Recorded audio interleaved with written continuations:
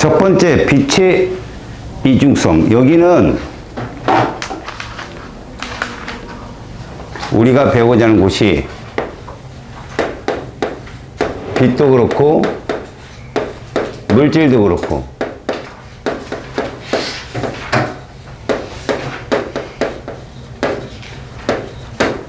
두 개의 성질을 동시에 갖는다라는 것이 기본이야.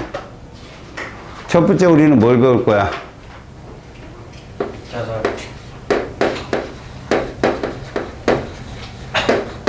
여지껏 우리는 빛의 파동성을 배웠어. 빛의 파동성에 대해서 얘기해봐.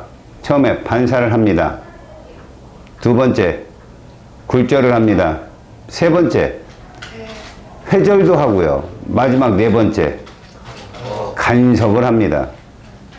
그 중에 빛의 파동의 독립적 성질이 누구냐? 입자는 도저히 할 수 없는 파동적인 성질이 회절과 간섭이야. 그래서 영의 이중슬립 간섭 실험이 빛의 파동이라는 증명에 결정적 역할을 한 거지. 근데 여기서는 우리가 봤던 톰슨 알지? 톰슨. 뭐 발견했냐? 전자 발견했지, 전자. 그 사람이 진공관에서 실험을 했지. 금속판에 전압을 걸어주니까 빛이 갔지. 빛이 쭉 나갔잖아. 진공관에서 빛이 이동했다는 건 매질이 있다, 없다? 없는 거거든. 그럼 빛은 뭐다? 입자다. 증명이 된 거잖아. 항상 파동은 매질이 있어야 되는데 없음에도 불구하고 빛이 이동했다. 빛이 입자라는 증거야. 그거 증명하려고 그거 한 거야. 응급선 실험.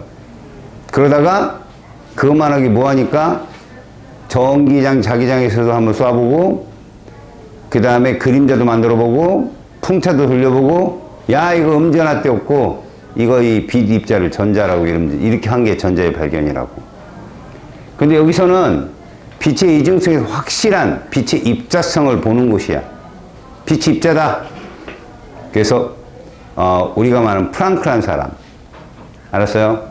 광전자설에 대한 어떤 기본, 그다음 아인슈타인 이런 사람들이 입자성에 대한 얘기를 살펴보자 이런 얘기지. 자, 거기 첫 번째 빛의 입자설과 파동설에 대한 역사는 무엇이냐? 열나 싸웠다 이거야. 초반에는 입자냐 파동이냐 해가지고 뉴턴 아저씨가 빛은 입자라고 넘어가 버렸거든. 돌아가셨어. 근데 그 이듬해 이제 막 사람들 들고 일어난 거지. 최고 권력자가 사라졌으니까. 빛은 파동이야. 하이겐스나 아니면 영이나 이런 애들이 나와서 빛의 파동성을 증명하고 실험적으로 밝히고 막 이래. 그래서 파동이라고 거의 굳어졌어. 근근히 그 뉴턴의 제자인 톰슨이 빛은 입자라고 소리소리 질렀지만 지금의 어떤 뭐 유튜버 중에 구독자 120명 이런 애들 목소리처럼 나왔단 말이지. 자, 그런데 결정적인 것은 바로 19세기 후반에 나타나기 시작해. 빛의 파동으로는 설명할 수 없는 현상이거든. 그게 바로 헤르츠란 과학자가 이제 니들 나올 때 헤르츠라는 사람이 뭐야? 무선 통신의 아버지야. 헤르츠가 무선 통신의 아버지. 주파수, 리액턴스, 그 맥스웰 방정식 그쪽으로 맥스웰이라는 사람으로 쭉 이어지는 아주 초창기 사람이거든. 무선에 대한 초창기 사람. 이 사람이 광전 효과라는 신기한 걸 발견하게 돼. 그러면 우리가 광전 효과를 알려면 먼저 뭘 알아야 되냐면 빛의 입자에 대한 성질을 알아야 돼. 여기 잘 봐. 자, 이곳에 내가 빛의 입자 이름하여 광자를 그릴 거야. 이렇게 그릴 거지. 몇 개 있냐? 한 개 있어. 몇 개 있냐?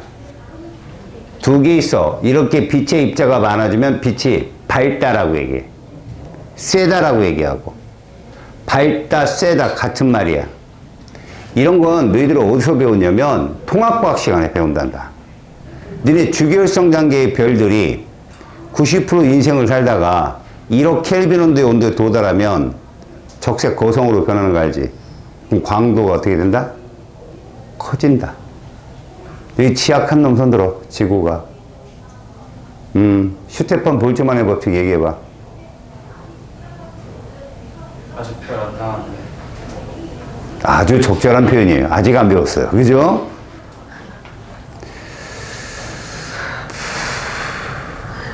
온도의 4제곱에 비례한다는 거거든. 슈테판과 볼츠만의 법칙이. 근데 그것이 별처럼 구로 적용되면 그 에너지가 구의 표면적이 뭐야? 4 파이 R의 제곱. 그걸 곱하면 별의 광도가 나온다. 선생을 개판으로 보는 거야. 믿지도 않고. 끄떡거리는 건 뭡니까? 이거 기분 나쁘게. 문제 달라고만 해봐, 씨. 지학 문제 안 줄 거야, 씨. 꽁꽁 숨겨놓고 혼자 몰래 먹어야지. 니네 빨간색의 에너지가 커, 파란색의 에너지가 커? 빨간색. 이런 놈들이 지구과학을 하니, 아유, 우리 지구가 암울하다. 빨주노초 파남보 중에 누가 에너지가 제일 세냐? 자외. 봤지? 보라색. 보라색이겠지? 걔가 제일 세지? 네. 보라색 가까운 게 파란색이야, 빨간색이야? 파란색.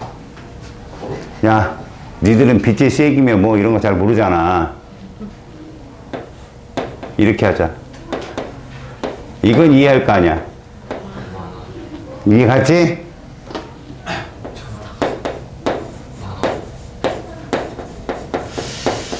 질문이다. 왼쪽 오른쪽 어디가 빛이 밝아? 왼쪽이요. 멋진 놈들이야. 똑같이 광자 숫자가 똑같으니까. 얘들 밝기는 같다고 하는 거라고. 예. 세기는 누가 세? 왼쪽. 그렇지. 같다고 하는 거라고. 시부래. 밝기하고 세기하고 같은 말이라고. 그래요?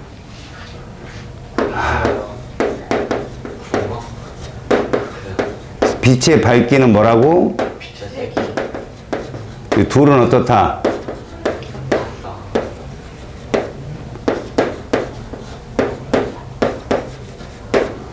이때 광자 하나의 에너지는 누가 세다는 거야? 그렇지.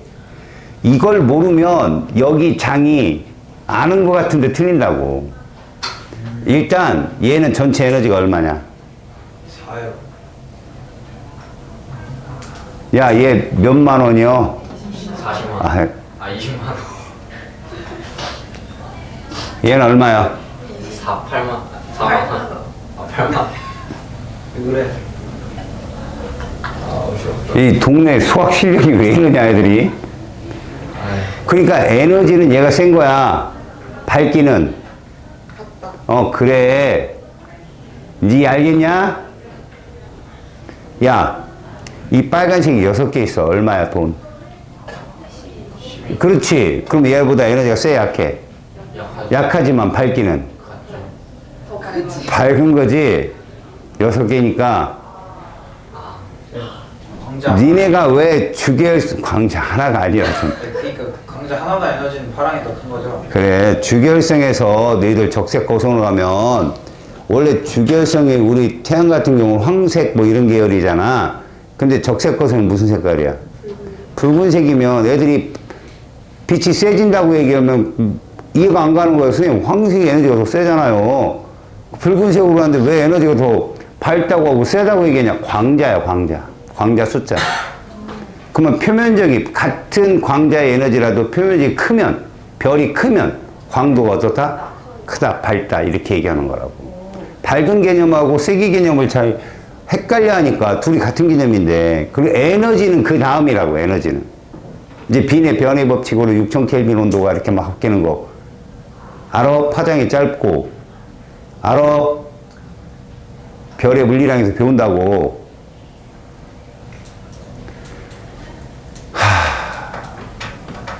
자, 쌤이 하는 말이 이거야. 헤르츠의 광전 효과가 어떻게 발견됐냐고. 정말 단순한 거니까 잘 봐야 된다. 우리가 광전 효과라고 하는 것은 이게 금속이 있어, 금속. 이걸 알고 거기 책을 해석에 들어가자. 금속판에는 전도띠에 어떤 전자가 놓여 있냐? 전도띠에 원자가띠 위 전도띠에 있는 전자를 뭐라 부르냐고. 자유전자. 아이 진짜 그게 에너지띠에서 배우는 거잖아. 학교에서 안 배웠어요. 하지 마. 내가 가르쳤어. 잘 들어. 얘는 누구다? 전자. 전자. 빛의 입자야. 이 금속판의 자유전자가 잡혀있는 에너지라는 게 있어. 이 자유전자는 벗어날 수는 없어. 근데 어느 정도의 에너지를 받으면 이 전자가 튀어나가. 알았냐? 그러면 튀어나갈 때까지 필요한 에너지, 금속으로부터 벗어날 수 있는 에너지, 알았어? 그게 뭐라고 그러냐면 일함수라고 그러거든.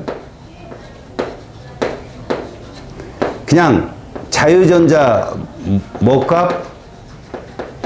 몸값이라고 생각하면 됩니다. 몸값. 여기서 해방시키기 위한 몸값. 나는 그래서 이 일함수 W를 이렇게 정할 거라고.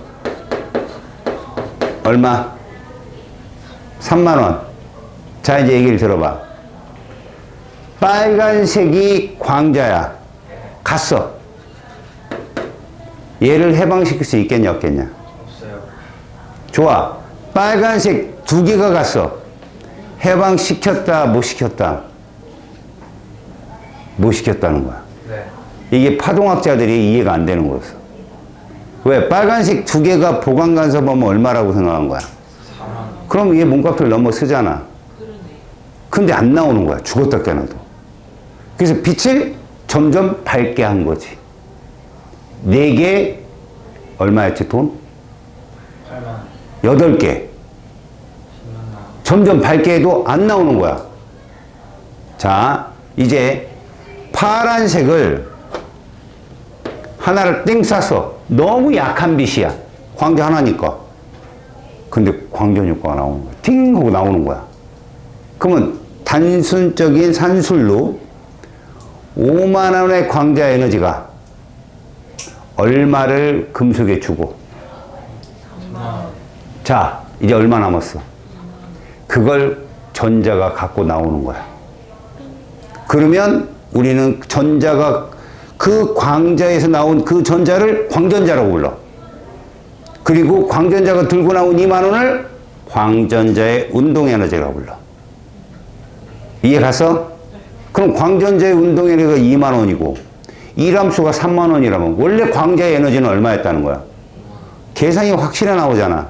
이런 개념으로. 알았어요? 네. 자, 그러면 결국 광자 에너지는 누구 이상은 쏴줘야 되는 거야. 3만 원 이상의 빛의 세기, 그러니까 빛의 세기라니 빛의 에너지는 갖고 있어야 돼, 광자 하나가. 자, 이 광자 하나의 에너지를 플랑크가 이렇게 정의를 해. 하이프. 이거는 보호 전자 껍질에서 너네들이 배웠어. 껍질간 델타 E는 하 F다. 이것은 하 람다분의 C와 같다. 왜? 빛의 속도는 파장 곱하기 진동수니까. 그치? 자, 이렇게 놨어. 그러면 결국 우리가 이람수라고 하는 것도 뭐라고 쓸 수 있어? 에너지니까. W도 하 F 제로라고 쓴다는 거야. 근데 이 F 제로는 금속마다 달라. 그래서 전자가 적어도 이 진동수보단 커야 돼 해가지고 이걸 뭐라 부르냐? 한계 진동수 혹은 뭐라 불러? 문턱 진동수라고 불러. 이 이상의 진동수는 갖는 광자가 와야 일어난다. 그 다음 이제 얘가 하나가 왔어. 얘를 딱 튕겨 내보내. 이거 무슨 전자로 부른다고 이걸? 광전자라고 불러. 그럼 광전자에 뭐가 있어? 운동 에너지가 있을 거라는 거지. 그러면 이런 결론이 나와. 광자 한 개 에너지는 금속에 있는 누구? 이람수에다가 광전자 한 개의 무슨 에너지? 운동 에너지 합과 같더라 이런 얘기야. 이해 갔냐 지금? 그러면 이거를 식으로 한번 써볼게. 써보자. 광자 한 개는 하 F, 이람수는 하 F 제로. 얘는 뭐? 2K. 이 식이 성립해. 여기까지 됐지? 자, 그런데 말이야. 이거를 이렇게 정리하는 거지. 2K는 이렇게. 그럼 뭐가 되냐? 하 F 마이너스 이게 되겠지? 특히 이건 뭐였어 얘들아? 이람수였잖아 W. 자, 이걸 이렇게 나타내 보는 거야.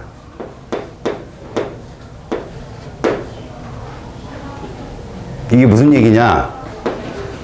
Y축을 예로 놓고 X축을 예로 놓는 거지.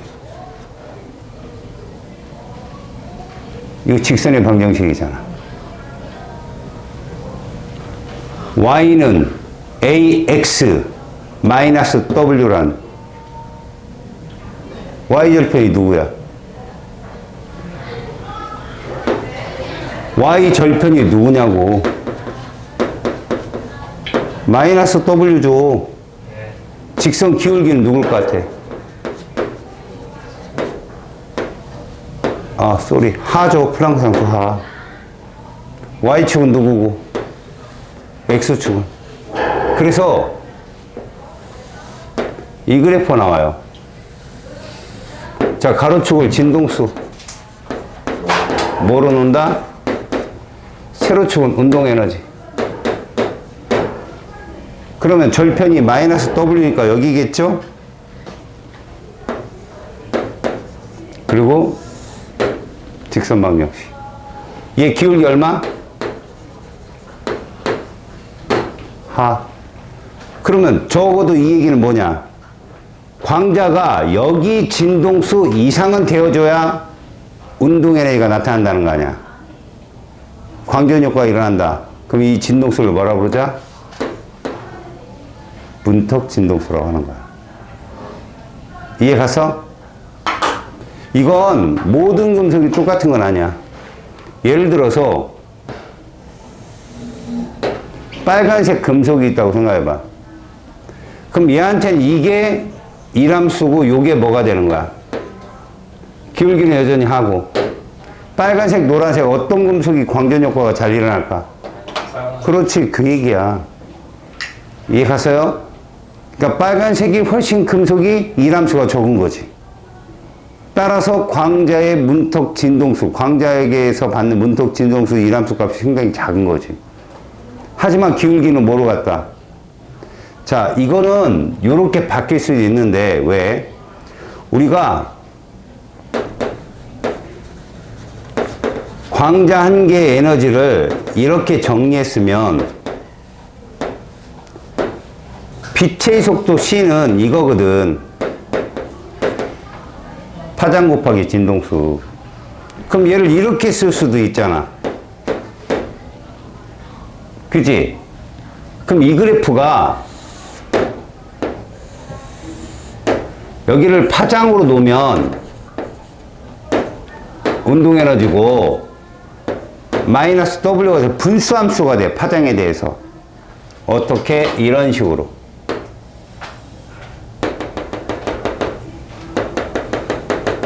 여기로. 그럼 이게 무슨 얘기냐? 적어도 여기 요 파장에 대해서 이걸 한계 파장이라 하거든. 이 파장보다는 짧아야 광전효과가 일어난다는 거야. 이 파장보다는 짧아야. 이거는 학교에서 이제 가르쳐 줄지 안 가르쳐 줄지 모르겠지만 요렇게 이해 갔어요? 네. 자, 그럼 봐봐요. 지금 저거를 그래프화 시켰고요.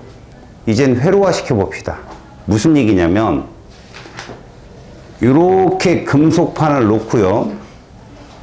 여기 자유전자가 있을 거야. 이렇게 자유전자들이 쭉 있을 겁니다. 근데 광자를 튕겨요. 그러면 여기 있던 전자 중에 일부가 튀어 올라간단 말이에요. 광전자가 되겠죠? 여기를 움직이는 거죠. 광전자가. 이해 갔어요? 그럼 이거 무슨 극이 되는 거냐? 마이너스 극이 되는 거야. 전자를 내보내니까. 그럼 여기 무슨 극이 돼야 돼? 플러스 극이 돼. 이게 축전지라고. 전지. 이거 뭐라 불렀지? NP 반도체를 통해서 만든 거. 광다이오드잖아, 그게. 원리가. 근데 봐. 이렇게 가는데 반대로 열을 걸어보자는 거야, 이렇게. 얘랑, 여기가 마이너스인데 여기도 마이너스잖아. 이걸 무슨 전압이라 하냐면 정지전압이라고 불러. 무슨 얘기냐? 얘 전압을 높이면 광전자가 올 때 얘가 못 오게 막을 수 있다는 거야. 그럼 그건 뭘 측정하고자 하는 거지? 광전자의 에너지를 측정하고자 하는 거야. 그 광전자, 그러니까 정지전압이 많이 들면 광전자 운동 에너지가 크다는 얘기야. 그럼 더 울어. 누구의 에너지도 크다? 광자 한 개의 에너지도 크다는 얘기지. 이함수는 일정하니까. 네. 자, 그러면 이제 이거에 대한 그래프가 이런 거야. 봐. 가로축이 전압이걸랑 세로축이 광전류야, 광전류. 그러니까 요 도선에 흐르는 전류가 이렇게 광전류가 흐르겠지. 전자가 움직이면. 그지? 자, 그런데 이 밑으로 얘는 플러스인데 얘는 마이너스지. 여기에 걸리는 전압이 정지전압이야. 그러면 요런 그래프를 하나 보자.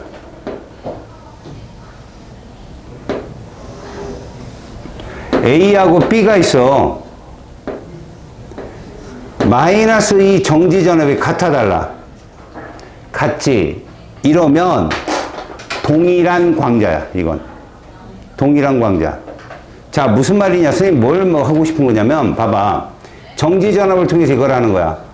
광자 하나의 진동수가 커지면 광전자 하나의 무슨 에너지가? 운동 에너지가 커지게 되고 정지전압도 커지게 된다는 거야, 서로. 이해 가세요? 그래서 정지전압이 똑같다는 얘기는 광자 종류가 같다는 얘기야. 그러면 A, B 중에 누가 광전자가 더 많이 흘러? A가 많이 흐르지? 그럼 우리는 이걸 뭘 알 수 있느냐? 얘를 알 수 있다는 거지. 빛의 밝기. A가 밝어, B가 밝어. 얘가 광자가 더 많이 들었다는 얘기야. 광자 한 개 에너지는 이런 얘기라고, 지금 얘기가. 그럼 하나 더.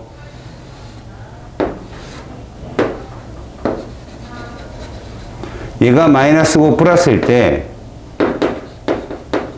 세로축을 광전류로 잡아.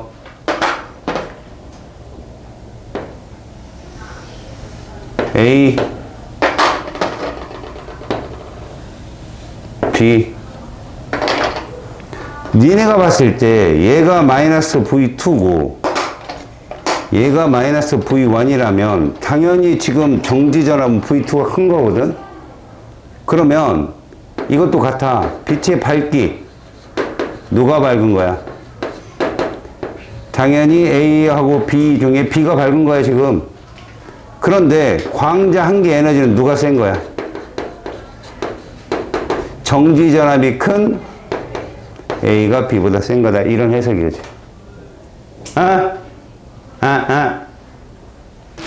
자, 그 책에 보면 물질의 이중성 해가지고, 물질의 이중성, 빛의 이중성 해가지고 그 발달사에 대한 얘기가 나오는데 이건 과학사니까 읽어보고 광전 효과가 어떤 거냐는 거야. 광전 효과를 아까 봤듯이 광자 하나의 에너지가 이 금속판의 자유전자 하나와 1대1 반응을 한다는 얘기야. 여기서는 절대 보강간섭이나 이런 게 통하지 않는다는 거지. 다시 말해서 광자 하나의 에너지가 작다면 어떤 수를 쓰든지 광전 효과를 일으킬 수가 없다는 얘기지. 적어도 1암수보다는 큰 광자 하나의 에너지를 가진 애가 아주 약한 빛에서도 분명히 광전 효과가 일어날 수 있다는 걸 보여주는 거다. 밑에 검정기를 이용한 광전 효과 실험 있지? 검정기에 금속판에 전자가 존재한단 말이야. 외부에서 자외선이나 어떤 걸 쏘여주면 이 금속팍이 벌어진다는 거지. 자, 이미 어떤 식으로 좀 보냐면 대전체를 통해서 금속박을 좀 벌려놔. 이렇게 벌려놔 미리. 그러니까 예를 들어서 검정기 그 금속판에다가 에보나이트, 마이너스로 대전된 에보나이트를 갖다 대면 얘가 벌어져 있겠지. 전자가 많아지니까 그 상태에서 광전 효과를 일으키면 전자가 빠져나가니까 얘가 오므러들 거야. 그래서 나중에 다시 어떻게 되지? 또 펴질 거야. 플러스니까. 전자가 빠져나가서. 이해 갔어요? 자, 오른쪽. 빛의 파동설에 의한 예상. 빛의 파동에 대한 사람은 아무리 광자 하나의 에너지가 작더라도 빛을 밝게 하면 간섭 효과에 의해서 광전 효과가 일어날 거라고 했는데 안 일어났다는 거야. 이건 전자와 광자 간의 1대1 입자 간 해석으로밖에 설명이 안 되는 거지. 자, 그래서 세 번째 광양자설이라는 게 있어. 지금 아인슈타인 자체가 파동설로는 도저히 설명이 안 돼. 그래서 얘들은 뭐라고? 광양자. 우리가 뭐라고 불렀어? 광자. 그래서 이 사람이 뭐라고 얘기했어? 이걸 설명하면서 야, 빛의 성질은 두 가지 다야. 파동성과 입자성. 노벨상을 받으셨죠. 자, 광자 하나의 에너지. 플랑크 상수를 도입해서 에너지는 하 F로 정의를 했어. 광자 하나의 에너지는. 얘는 금속판에 들어가서 자유전자를 끄집어내는 데 필요한 에너지. 뭐라고 불렀어? 우리는 이람수라고 불렀지. 이람수. 이람수 또한 에너지이기 때문에 어떻게 표현해? 하 F0로 표현한다고 그랬어. 하 F0. 그때 이 F0를 무슨 진동수? 한계 진동수 혹은 문턱 진동수라 부르고, 적어도 광자 하나의 에너지 F는, 진동수는 F0보다는 어때야 된다? 커야 광자의 운동 에너지가 나타난다는 거야. 지금 그래프상에서. 알겠어요? 자, 세 번째. 방출되는 광전자의 숫자는 누구에 비례하겠다? 입사되는 광자의 숫자에 비례한다는 거야. 광자가 예를 들어 7만원짜리가 하나 들어오든 광자 5만원짜리가 들어오든 이람수는 똑같이 우리가 정한 대로 3만원이라면 광전자의 에너지는 7만원짜리가 더 세겠죠? 그래도 광전자는 한 개 나간다고. 센 게 들어와도. 이해 갔죠? 그래서 방출되는 광전자의 숫자는 바로 이 광전류 3개에 비례하는데 A, B 중에 얘가 더 많이 방출됐을 거 아니야? 그래서 세기는, 밝기는 A가 더 밝은 거라고 얘기하는 거고. 밝기라는 건 광자의 숫자니까. 자, 방출되는 광전자의 최대 운동 에너지는 광자의 에너지에서 누구 빼면 돼? 이람수의 에너지를 빼면 그게 광자 한 개의 에너지가 된다라는 걸 표시한 거다, 밑에. 됐습니까? 넘겨보세요. 페이지 296쪽에는 이 그래프가 설명되어 있을 거예요. 알겠어요? 어떤 금속이든 금속의 종류가 똑같으면 얘가 같습니다. 이람수가. 그래서 한 개의 진동수가 존재하고 그 기울기는 하라고 부른다는 거죠. 그 뒤쪽에 페이지 303쪽 가봐. 303쪽에 01번을 한번 봐봐. 그래프 봤지? A, B 중에 누가 광전 효과가 일어나기 쉬워? A가 쉽다. 그래, 기억은 이람수는 A가 적다. 정답이라고 얘기해. 그 다음 진동수가 F1인 F1이 어디에 있냐? 금속 A, B 사이에 존재하지. F1인 빛을 비출 때 금속 A에서는 광전자가 방출될 수 있어요. 금속 B가 안 되는 거죠. 한계 진동수보다 작으니까. 이해 갔어요? 디귿, 진동수가 F2인 빛을 비출 때 방출되는 광전자의 최대 운동 에너지는 누가 크다?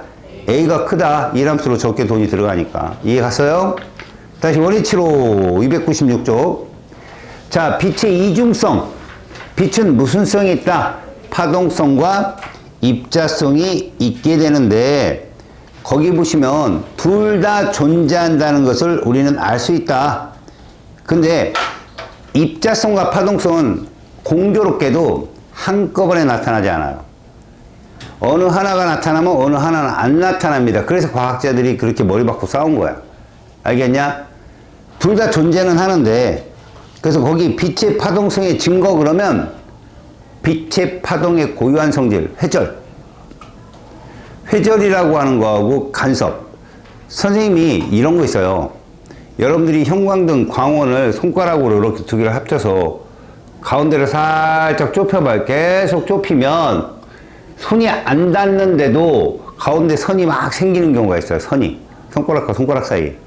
이게 간섭이에요. 간섭. 알았어요? 마치 손가락이 닿지도 않았는데 달랑말랑하는 중간에 그림 나오는 거. 이게 빛의 간섭입니다. 손으로 이렇게 갖다 대면. 아시겠어요? 물론 수전증이 있고 유전병이 있는 친구들은 손을 떨면서 못 하겠죠. 아이스크림이나 먹어야 뭐 정신 차리고 그러니까. 자, 빛의 입자성의 증거는 뭐냐면 이 사진이 대표적인 거거든요. 그러니까 노출 시간이 길면 빛의 노출이 많이 되면 광자가 많이 도착해서 선명한 사진이 나온다는 얘기예요. 아시겠습니까? 자, 밑에 영상 정보의 기록 중에 여러분 광다이오드 기억나요? NP, 그래서 N형 반도체에다가 광자를 쏘는 거죠. 그럼 N형 반도체에서 전자가 튀어나오고 따라서 우리가 뭐라고 그래요? 양공이라고 하죠. 전자가 빠져나온 공간. 그 양공이 P형 반도체를 밀면서 P형 쪽에 양공들이 모여요. 양극을 형성하는 거죠. 그럼 도선의 전자를 빨아들여요. 다시 말해서 P형 반도체는 플러스 극이 되고 N형 반도체는 마이너스 극이 되어서 이것 자체가 뭐다? 축전지가 되는 거예요. 축전지. 그래서 광다이오드는 축전지입니다. 발광다이오드가 LED고요. 전구라고. 아셨습니까? 그 다음 전화 결합 소자 중에 CCD라는 게 있어요. 여러분 이거 차지 커플 디바이스는 모든 사진 영상기에 다 들어있어요. 이거 왜 그러냐? 이 전화의 운반체를 통해서 영상을 기록하는 거예요. 영상을 기록하는 거라고. 속도가 되게 빠르거든요. 그래서 여러분들 보시면 가장 CCD의 정확한 표현은 오른쪽 날개글의 저 중간에 있는 그림 보이죠? 그게 가장 대표적인 CCD의 표현이에요. 그러니까 전국이 군데군데 다 패널이 있어가지고 거기서 정보를 끌어들인 그 전자를 어디로? 맨 오른쪽 정송단으로 보내서, 알았어요? 걔가 기록을 하게 만드는 거예요. 그러면 정보를 받아들이는 전자의 이동은 어떻게 일어나느냐? 바로 중간에 CCD에서 전자의 이동 보이죠? 전압이 걸렸다 안 걸렸다라는 이진법이죠. 이진법 말 그대로. 그걸 통해서 전자들이 이동하는 거야. 그래서 맨 오른쪽에 전송단에 도착하게 되면 그 정보가 그대로 갑니다. 알겠어요? 그래서 실제로 이 패널이 많은 것들이 우리가 보통 말하는 화소라고 하는 말이죠. 몇만 화소냐? 이게 180만이냐 120만이냐에 따라서 정보를 기록할 수 있는 사람이 많다고 생각하시면 돼요. 그럼 보다 선명한 상이 잡히겠죠. 또 하나, 이렇게 렌즈를 통해 들어온 빛을 광전 효과로 전자들이 있다 없다를 가지고 정보를 모집했다면 이제 우리한테 보여주는 것, 빛의 세기만 기록하는 게 아니라 밝기 또는 혹은 색깔을 구분하려면 필터를 설치해야 돼요. 위에다 필터. 얘가 빨간색인지 그 다음에 그러니까 초록색인지 아니면 푸른색인지 RGB 색의 필터만 하면 돼요. 그럼 그들이 조합을 해서 뭘 만든다? 무지개 색깔을 다 만들어낼 수 있어요. RGB가. 알았습니까? CCD는 색깔이 있고 영상이나 사진에 모두 들어간다는 사실. 응? 얘네 CCTV 들어가겠냐 안 들어가겠냐? CCTV. 들어가죠, 당연히. 그죠? 차량의 블랙박스 들어가죠, 당연히. 알았어요? 그리고 니들 카메라는 당연히 들어가고 핸드폰 당연히 들어가죠. 내시경도 들어가요, 내시경도. 안에 있는 영상을 찍어내야 되니까. 아시겠어요? 자, 페이지 298쪽. 1번. 뉴턴은 빛의 입자설을 주장하였다. 맞아요. 뉴턴이 빛이 입자라고 주장하고 돌아가시고 나서 수많은 과학자들이 파동이라고 해서 파동이 입김이 세진 거지. 두 번째, 하이언스, 호이겐스라고 하거든요, 우리나라에서는. 빛의 파동설을 주장했다. 맞습니다. 호이겐스, 영, 이 둘이 아주 대표적인 사람이에요. 영은 이중슬리생 간섭무늬를 빛의 파동성으로 설명했죠. 간섭무늬를 통해서 뭘 얻었어요? 밝고 어둡고 밝고 어둡고 얻어냈잖아요. 간섭은 빛의 파동성의 주요 성질입니다. 회절과 더불어서. 광전효과는 빛의 파동설로 설명이 불가능합니다. 알겠어요? 자, 그림과 같이 음전하로 대전시킨 검정기에 빛을 비췄으나 전자가 방출되지 않았답니다. 이때 전자가 방출되게 하기 위해서 증가시켜야 되는 빛과 관련된 물리량을 쓰세요. 뭐요? 밝기를 세게 해요? 그건 필요 없어요. 광자 하나의 에너지를 어때요? 키워야죠. 그래서 빛의 진동수입니다. 빛 입자의 진동수를 키우는 거죠. 다음, 이 과학자의 이름을 쓰세요. 아인슈타인이죠? 광량자설. 이걸 노벨상 탔다고 그랬죠. 자, 빛의 최소 진동수. 광전자를 만들어낼 수 있는 빛의 최소 진동수는 이람수의 진동수잖아요. 그거 뭐라 불러요? 한계 진동수, 문턱 진동수라 부릅니다. 5번, 빛의 본성에 대한 설명으로 옳은 것. 빛은 파동과 입자의 두 가지 성질을 모두 가지고 있다. 맞습니다. 또 하나, 하나의 성질이 나타날 땐 다른 하나의 성질은 표현될 수 없다. 빛은 어떤 경우에 파동의 성질을 나타내고 또 다른 경우에 입자의 성질. 그래, 이런 거예요.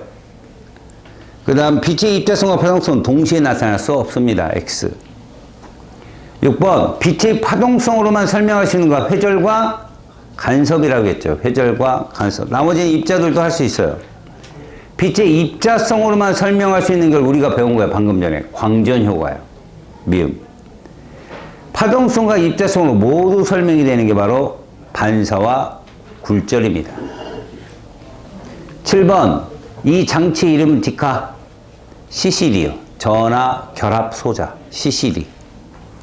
자, CCD는 뭐를 이용해서? 광전 효과를 이용해서 영상 정보를 기록하는 장치로 빛 신호를 전기 신호로 바꾸는 거예요. 전기 신호. 요렇게. 자, 페이지 304쪽으로 가봅니다. 자, 빛이 한동안에 파동이었던 빛이 마지막에 뭐로 뒤집어집니까? 입자성도 있다라는 걸로 뒤집어지는 거죠. 마찬가지로 우리는 여태까지 물질은 뭐라고 생각했어요? 입자라고 생각한 거 눈에 보이니까.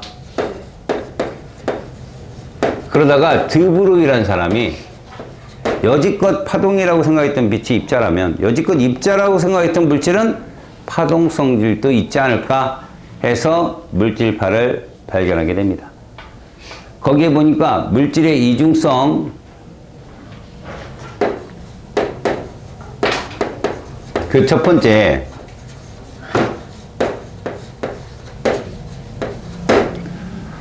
바로 드브로이의 물질파가 떠 있을 거예요.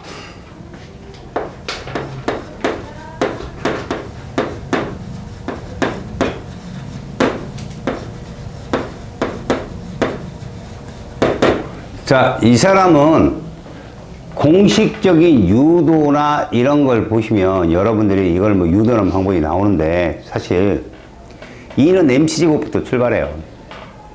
2는 mc제곱인데 이거는 mc라고 하는 게 질량 곱하기 속도잖아요. 그러니까 pc죠, 말 그대로 pc. mc가 빛의 질량 곱하기 속도 곱하기 속도잖아요. 그럼 질량 곱하기 속도를 우리가 운동량이라고 부르잖아. PC. 근데 C는 람다분의 F자. 그지? C가 람다 곱하기 F잖아, 참. 람다 곱하기 F. 그지? 그것을 플랑크 상수를 써가지고 에너지적인 차원으로 바꾸면 요 공식이 떨어집니다. 하이프니까 걔는. 맞죠?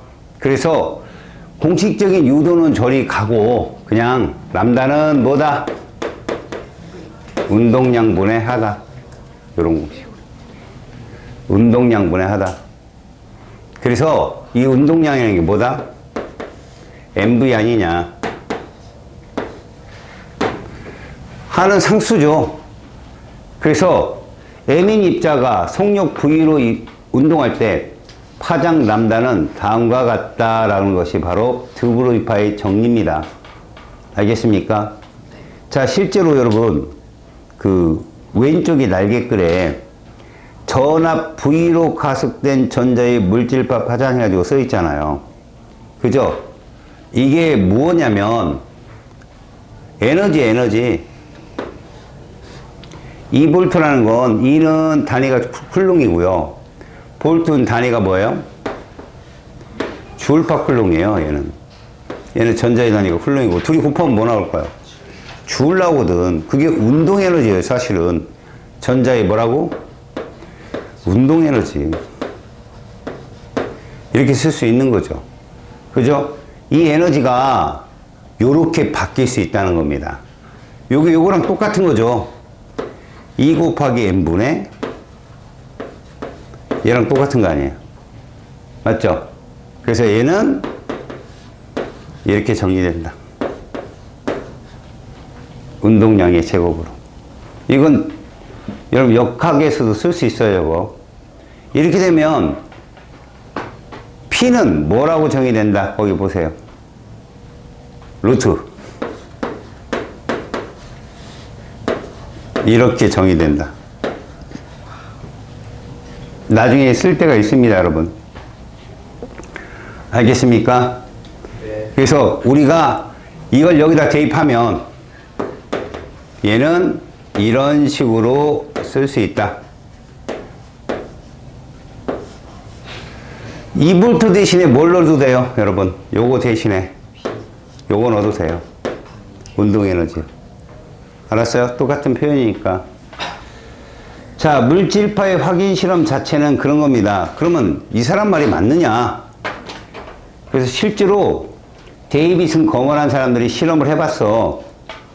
어떤 니켈이라는 원소에다가 54V 전압으로 가속한 전자선을 입사시켜가지고 거기서 튀어나오는 전자들의 산란 가겠다는 값을 찾았더니 50도 정도에서 가장 많이 튀어나오더라 이런 얘기지. 50도 정도에서. 그건 무슨 얘기냐? 사실은 얘들이 전자가 파동처럼 회절을 통해서 특정 각에서 많이 모인다는 얘기야. 보강건석으로. 입자가 뭐란 얘기야? 파동이라는 뜻을 의미하는 거야. 결국 얘들이 회절을 하면서 간섭을 했으니까. 입자인데. 그럼 파동성이 있는 거잖아. 또 하나. 이건 아들 톰슨인데 아빠 톰슨 말고 전자발견하는 아빠 톰슨 말고 얘가 X선 또는 전자선을 통과시켜서 빛이야. 그때 원무늬가 나타나더래. 근데 전자선을 통과시켜도 똑같은 원무늬가 나타나더라는 거야. 간섭무늬가. 알았니? 이거는 뭐야? 간섭이라는 건 누구의 고유한 특성이라 했어? 파동. 그래서 전자도 파동적인 성질. 근데 전자도 똑같아. 입자적인 성질을 보인다? 그럼 파동적인 성질이 안 나타나. 근데 파동적 성질을 보인다? 입자적 성질은 안 나타난다. 자, 세 번째 오른쪽. 물질의 이중성.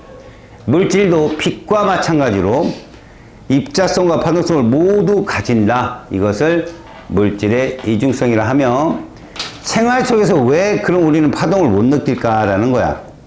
거기 파장식에서 하값이 매우 작거든. 하값이 매우 작은데 질량은 매우 크니까 파장이 매우 짧잖아. 회절이 잘 안 돼요, 여러분. 파장이 짧아버리면 회절이 잘 안 됩니다. 야, 남자 목소리, 여자 목소리 누가 빨라? 똑같아요. 그렇지. 누가 파장이 길어? 남자가 길거든. 그래서 남자 목소리가 길게 가. 진동수가 작고. 알았어요? 파장이 길수록 뭐가 잘 된다? 회절 잘 된다. 퍼져나가는 거.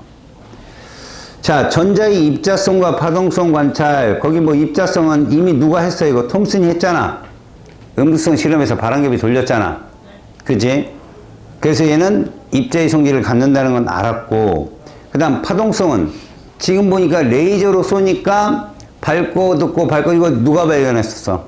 영이 발견한 거야. 빛의 이중 슬릿 간섭 실험으로. 근데 전자총을 쏴도 이렇게 되더라는 거야. 전자총을 쏴도. 알았어요? 자, 전자현미경. 이 전자현미경은 전자의 이런 성질을 이용한 거예요. 전자현미경은. 광학현미경이라는 것 자체가 사실은 분해의 한계가 있는 거지. 근데 전자현미경은 이걸 훨씬 뛰어넘는 거야. 그럼 아주 작은 입자를 볼 수 있는 그 능력을 뭐라고 하냐? 분해능이라고 그래. 이 분해능이 뭐냐면, 분해능이 작은 현미경으로 보면 점이 하나로 보이는데, 분해능이 좋은 걸로 보면 두 명으로 보이는 거야. 다시 말하면 하늘을 바라봤는데 저 별은 점생이 별 해가지고 별이 있어요. 점생이 별이라는 별이 있거든, 얘들아. 근데 그거를 제이비나 아니면 저기 누구냐,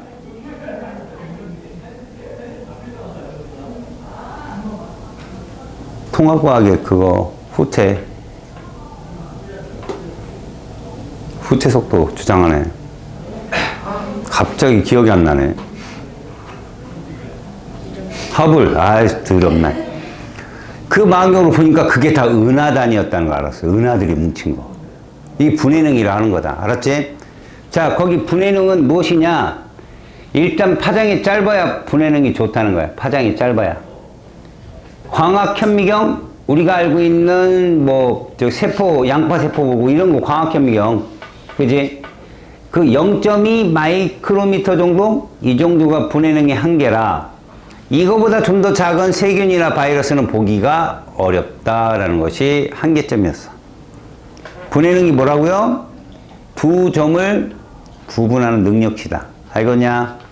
자, 넘겨봐.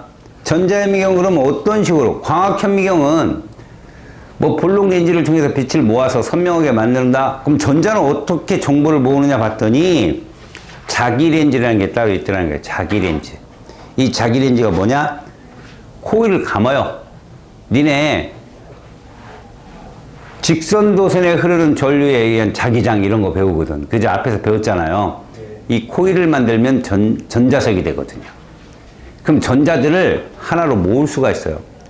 우리가 전자를 가지고 정보를 판단한다. 전자가 많을수록 정보는 더 신뢰가 가는 겁니다. 그래서 빛을 모아서 굴절시켜서 하나로 모으듯이 자기 렌즈도 전자를 하나로 모으는 능력치가 있다. 알았어요? 자, 밑에 보면 셈이 있고 템이 있고 광학현미경이 있는데 맨 오른쪽은 광학현미경이 맞아요. 그러니까 가장 분해능이 좋지 않은 거죠. 근데 셈과 템은 뭐냐? 다 자기 렌즈를 써가지고 전자를 이용해서 사물을 보는 거예요. 셈은 S가 스캐닝이에요. 얘는 시료에 도금을 해요. 그래서 전자가 튀어나오는 걸 통해서 3D를 볼 수 있어요, 여러분들. 코로나 바이러스 같은 거 3D로 나오잖아? 그런 게 다 이걸로 만든 거야, 얘들아. 알았냐? 그런데 튀어나오다 보니 분해능에서는 투과 전자현미경인 템에 못 미쳐. 템이 제일 세. 얘는 트랜스미션 뚫고 들어가. 그래서 납작한 모양. 그러니까 보통 우리가 CT 촬영과 MRI를 보통 비교하잖아. CT가 단면이잖아. 그지? MRI는 입체고. 얘는 단면이라는 거야. 단면인데 그들 속에 있는 내장까지 다 볼 수 있어. 예를 들면 시료가 얇아야 되고, 이제 생명과학 2라는 단원에 가면 얘를 배우거든. 그냥 그때 가서 배우고. 다만 광학현미경은 실험실에 한두 개씩 있잖아. 들고 다니기 쉽게. 전자현미경은 말이야, 이 교실 4배 많아요. 그리고 화면으로 봐야 돼. 컴퓨터 화면으로. 알았어요? 그 정도로 비쌉니다. 템이 제일 분해능이 좋다. 둘 다 자기 렌즈를 쓰고요. 입체는 셈, 평면은 템입니다. 그 정도만 알고 있으면 됩니다. 자, 페이지 307쪽 와보세요. 물질파에 대한 설명입니다. 드브로이가 제안했고요. 람다는 P분의 하로, 물질파는 물질 입자가 나타내는 파동이다. 예. 입자인 줄 아는 놈이 파동을 나타내는 거였잖아. 물질파의 파장은 입자의 운동량에 반비례하죠. 운동량이 P거든요. P. 반비례하죠? 데이비슨 거머의 실험은 물질파가 있다는 걸 확인한 실험이에요. 톰슨의 회절무늬도 그렇고요. 알겠습니까? 자, 두 번째. 톰슨은 전자선을 알루미늄 방막에 입사시켜 회절 사진을 얻음으로써 회절을 얻었으니까 전자라는 입자는 무슨 성을 가졌다? 파동성. 그걸 증명한 거예요.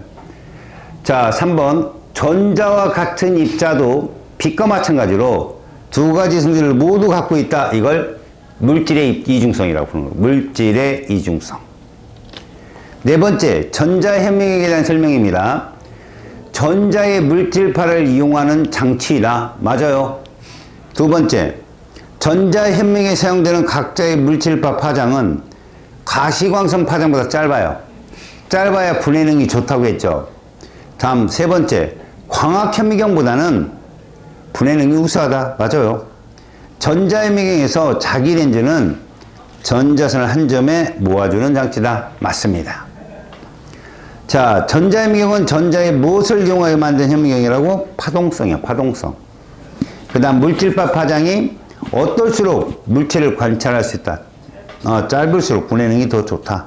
6번 이거 이름 뭐라 했어 아까? 그래 자기 렌즈야 자기 렌즈.